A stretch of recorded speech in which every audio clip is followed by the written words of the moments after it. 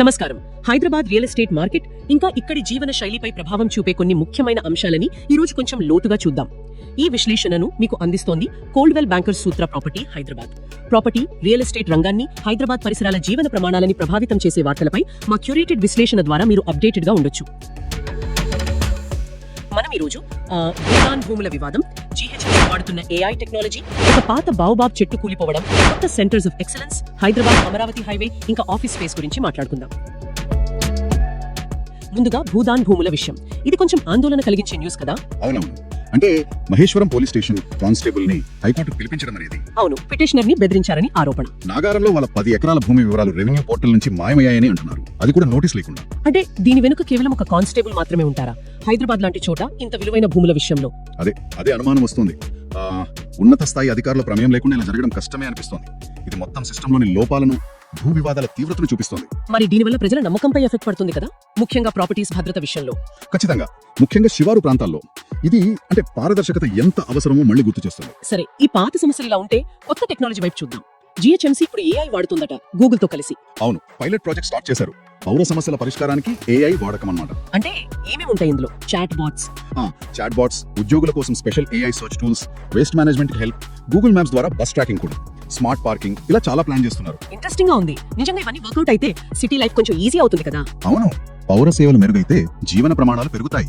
అది ఇండైరెక్ట్ గా real estate మీద కూడా పాజిటివ్ ఇంపాక్ట్ చూపించొచ్చు. టెక్నాలజీ వాడకంలో హైదరాబాద్ ముందుండటం మంచి విషయమే. కరెక్ట్. అయితే టెక్నాలజీ ఒకవైపు, మరోవైపు మనకున్న వారసత్వ సంపద మాట ఏమిటి? చెంగిచెర్లలో 400 ఏళ్ల బావుబాబ్ చెట్టు కూలిపోయిందట. అవును, అది చాలా విచారకరమైన విషయం. ఆఫ్రికన్ వలసదారులు నాటిన చెట్టది. పెస్ట్ ఇన్ఫెస్టేషన్ వల్ల కూలిందంటున్నారు, నిజమేనా? అది ఒక కారణం కావచ్చు, కానీ నిపుణులు వేరే విషయం కూడా చెప్తున్నారు. ఆ యాదాద్రి మోడల్ ప్లాంటేషన్ పేరుతో ఆ పాత చెట్ల దగ్గర బాగా మొక్కలు నాటేశారట. ఓ, దానివల్ల ఏమైంది? ఆ మొక్కల వల్ల పాత చెట్ల వేర్ల వ్యవస్థ దెబ్బతిని ఉండొచ్చని వాళ్ళ అనుమానం. సరిగ్గా చూసుకుంటే అవి 1000 ఏళ్లు బతుకుతాయని అంటున్నారు. అంటే అభివృద్ధికి, పర్యావరణ పరిరక్షణకి మధ్య బ్యాలెన్స్ మిస్ అవుతుందా? అదే కదా పాయింట్. ఇప్పుడు ఆ మిగిలిన 3 చెట్లనైనా కాపాడుకోవాలి. ఆ ప్రాంతాన్ని హెరిటేజ్ గ్రూవ్ గా డిక్లేర్ చేయాలని డిమాండ్ కూడా వస్తుంది. అది అవసరమే అనిపిస్తోంది. సరే, ఇక పరిశోధన రంగం వైపు చూస్తే హైదరాబాద్ కి 2 సెంటర్స్ ఆఫ్ ఎక్సలెన్స్ వస్తున్నాయట. అవును, దేశం మొత్తం మీద 7 ఏర్పాటు చేస్తుంటే అందులో 2 మన దగ్గరే, క్రిటికల్ మినరల్స్ పైన. ఎక్కడెక్కడ? ఒకటి ఐఐటి హైదరాబాద్ లో, ఇంకొకటి NFTDC లో. కేంద్రం దీనికి 1000 కోట్లు ఇస్తోందని కూడా చెప్పారు. 1000 కోట్ల? అంటే R&D కి, స్కిల్ డెవలప్మెంట్ కి. అవును, చెరీ 500 కోట్లు. ఇది హైదరాబాద్ ని క్రిటికల్ మినరల్స్ రీసెర్చ్ లో ఒక మేజర్ హబ్ గా మారుస్తోంది. లాంగ్ టర్మ్ లో జాబ్స్ క్రియేషన్ కి, టెక్ డెవలప్మెంట్ కి బాగా ఉపయోగపడుతుంది. ఖచ్చితంగా. రీసెర్చ్ తో పాటు కనెక్టివిటీ కూడా ముఖ్యమే కదా. హైదరాబాద్ అమరావతి గ్రీన్ఫీల్డ్ హైవే పనులు మొదలవుతున్నాయా? అవును, దాని గురించి కూడా వార్తలు వచ్చాయి. 4 lane greenfield express highway DPR consultancy కోసం త్వరలో టెండర్లు పిలుస్తారట. ORR నుంచి మునుగోడు, వియ్యాలగూడ మీదుగా అమరావతి వైపు వెళ్తుందని అంచనా. సుమారు 230-250 కిలోమీటర్లు ఉండొచ్చు.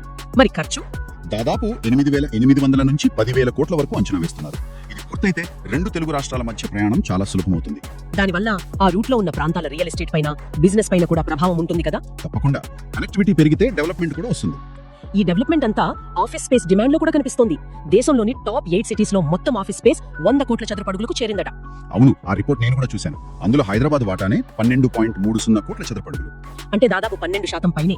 దాని విలువ కూడా 1,00,000 కోట్లకు పైనే అంటున్నారు. అవును, సుమారు 14 లక్షల కోట్లు.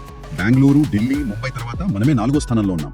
ఇది సిటీ ఎకానమీ ఎంత స్ట్రాంగ్ గా ఉందో చూపిస్తుంది. ముఖ్యంగా ఐటీ, సర్వీస్ సెక్టార్ల growth. Commercial real estate market బలంగా ఉందన్నమాట. నిస్సందేహంగా. కాబట్టి ఈ రోజు మనం చూసిన అంశాలు, భూ వివాదాలు, వాటిలోని సంక్లిష్టతలు ఒకవైపు, మరోవైపు టెక్నాలజీతో పాలన మెరుగుపరిచే ప్రయత్నాలు, అంటే AI లాంటివి. అవును, అలాగే వారసత్వ సంపదను కాపాడుకోవడంలో ఎదురయ్యే సవాళ్లు, ఆ బావుబావు చెట్టు లాంటివి.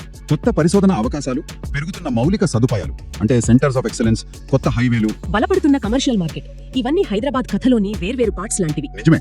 అసలు ప్రశ్న ఏంటంటే, ఈ వేగవంతమైన అభివృద్ధిని, మన వారసత్వాన్ని, పౌర సౌకర్యాలను, చట్టబద్ధమైన పాలనను, వీటన్నిటిని హైదరాబాద్ ఎలా బ్యాలెన్స్ చేసుకుంటుంది? ఆ బ్యాలెన్స్ లోనే నగరం భవిష్యత్తు ఆధారపడి ఉంది కదా. అవును, దాని గురించి మనందరం ఆలోచించాలి. ఈ విశ్లేషణను మీకు అందించినది Coldwell Bankers Sutra property Hyderabad. మరో విశ్లేషణతో